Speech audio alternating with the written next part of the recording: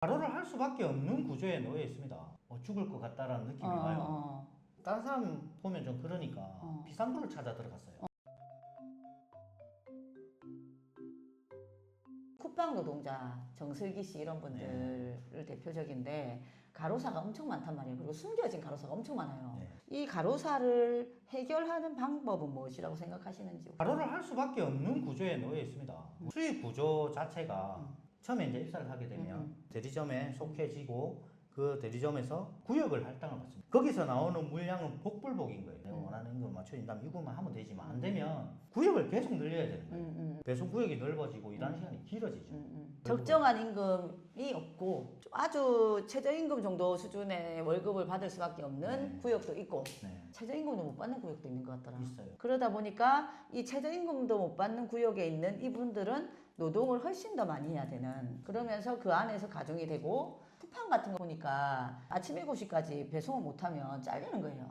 진짜 그 정슬기 씨처럼 화장실도 못 가고 7시를 맞춰야 되는 이런 구조가 있어가지고 안 할 수도 없고 일을 해야 되고 이러면서 가로사가 있게 되기도 하고, 그 다음에 이제 이런 가로노동을 중첩하다가 결국은 명절 같은 때 집중적으로 업무가 많을 때 그때 또 가로사가 많으시고, 그래서 실제로는 뇌출혈, 심장마비 이런 가로사가 진짜 많더라고요. 네, 맞습니다. 저도 2번 쓰러졌는데 제일 처음에 쓰러졌을 때가 이제 제가 택배업을 얼마 시작 안 하고 명절 한 2번 정도 겪었나? 그 후에 이제 심혈관계 질환이 왔습니다.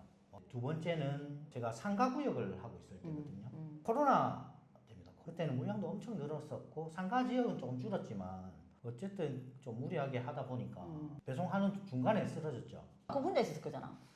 그렇죠. 근데 이게 느낌이 오거든요. 사람이 죽을 것 같다라는 느낌이 와요.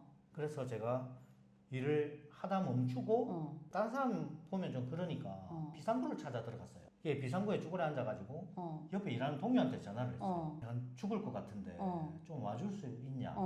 그러니까 그 동료가 자기 배송을 멈추고 저한테 온 거예요. 네. 오자마자 바로 119에 바로 신고부터 해야지. 그런 기가 차. 정신은 없었습니다. 그래가지고 바로 입원을 하고 변이형 협심증이란 진단을 받고 뭐 수술하고 뭐 그렇게 했어요. 네. 죽다 살았네. 그러니까 지금도 명절이나 이렇게 좀 무리하게 할 때 쪼여오는 느낌은 들어요. 있어요. 네. 그래서 그때는 잠깐 휴식을 취할 때도 있고. 그래, 아니 좋은 노동이 아니야. 많이 좋아졌다 해도 좋은 노동이 아닌 거잖아 지금. 그렇죠. 그러니까 스트레스, 정신적 스트레스도 있는 거고, 몸이 힘든 것도 있는 거고, 시간에 대한 쫓기는 뭔지 모를 압박감 같은 게 있어요. 보면은 이 현장도 그렇고 쿠팡은 주 7일 배송이 되고 밤에도 배송이 되잖아요. 예, 그러면서 지금 CJ도 지금 바뀌었다 이런 거죠. 어떻게 바뀐 거예요? 쿠팡이 들어오면서 주 7일 배송과 심야 배송, 로켓 배송 이걸 갖다가 막 퍼뜨리면서 전 택배사들이 물량이 쪼이기 시작한 거예요. 일거리가 쿠팡으로 넘어가고. 네네네. 그러다 보니까 회사에서는 부득이하게 이제 주 7일을 선택을 한 거죠.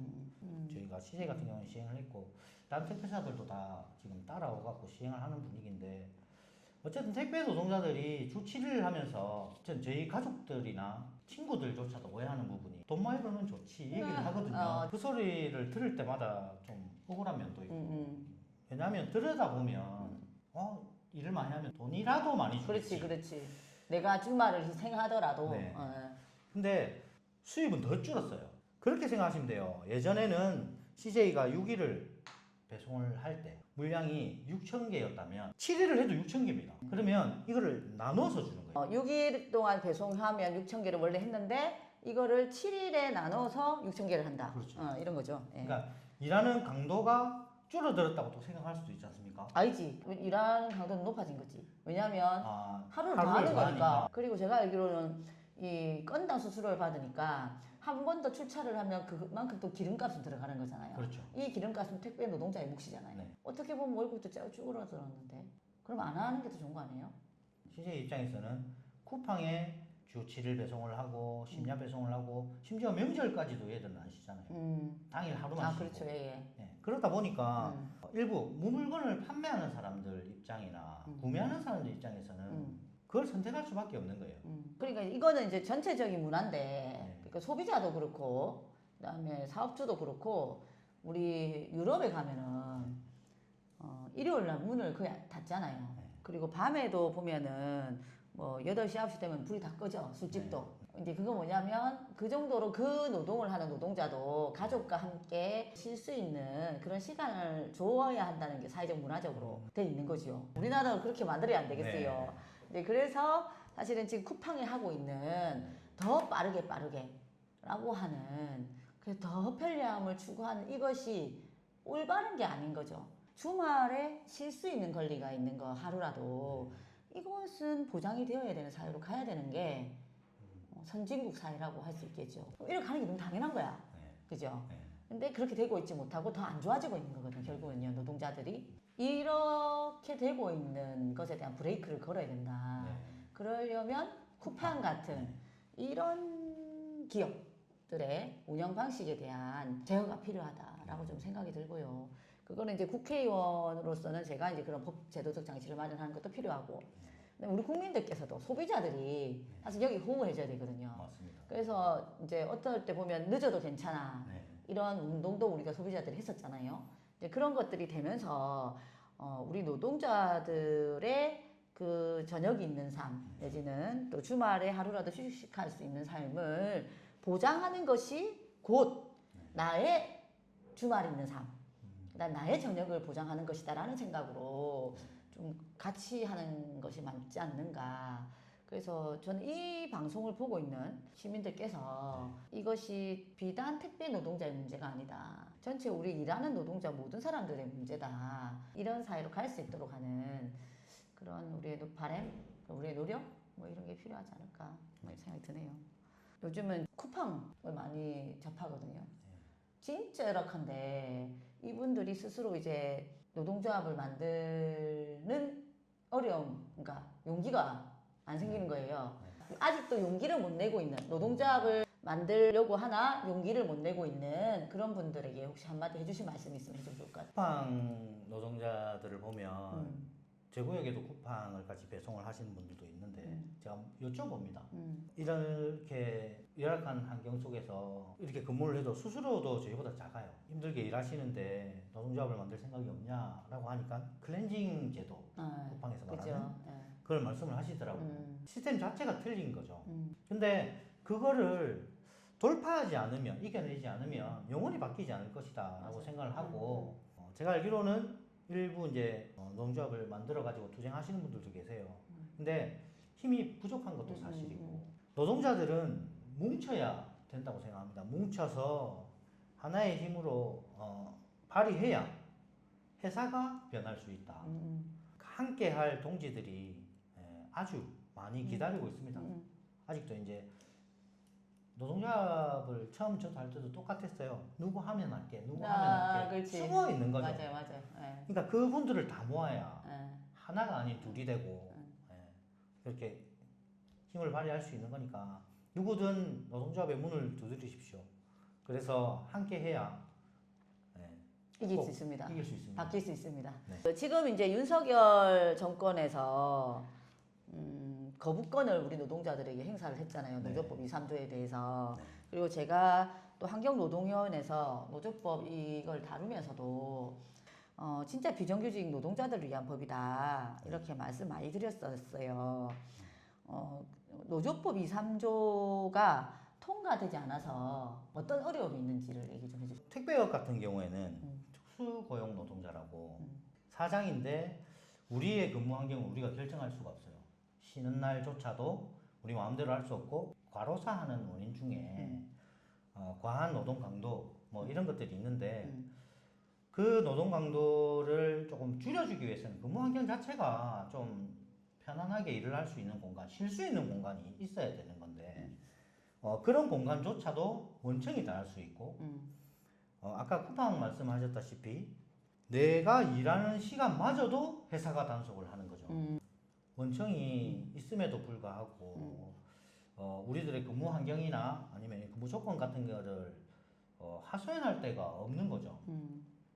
자기들은 상관없는 사람들이다.